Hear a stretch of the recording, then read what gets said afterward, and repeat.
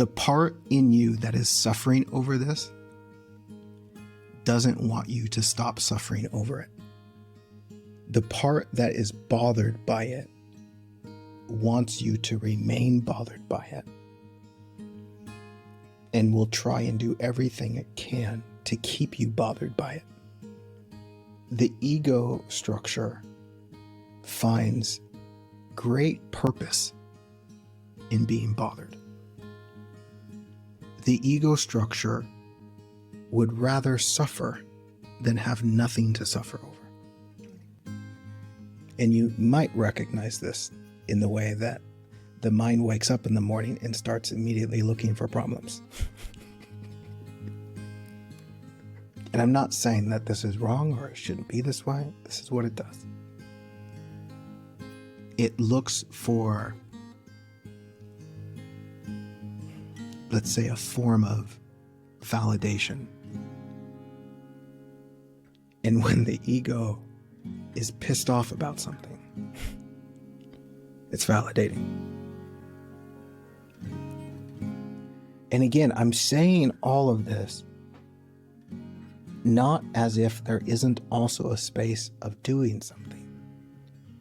But what I'm suggesting is we have to be very cautious to the energy we are bringing to the doing if you're going to do anything at all.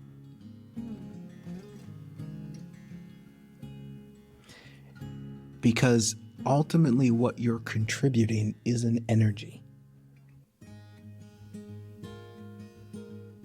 And if you're fighting fear with more fear, it might look like you're doing something, but you're just contributing more of the same.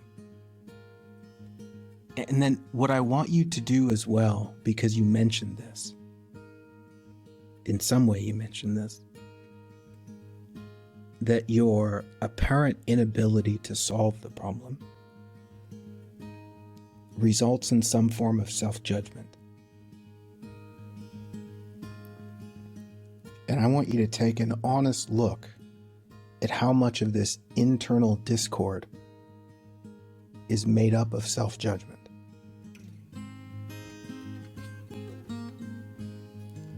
Because I would be willing to bet it's quite a bit. We look at the world and we see problems, and we see it through a filter of ourselves not being enough. And so the problems we see as evidence of us not being enough. And then we want to go and try and fix it so that we can ultimately fix ourselves. Which again is another movement of fear, and is the same pattern playing out in the people that you see as the ones creating the problems, because they're creating the problems in an effort to fix their deficiency.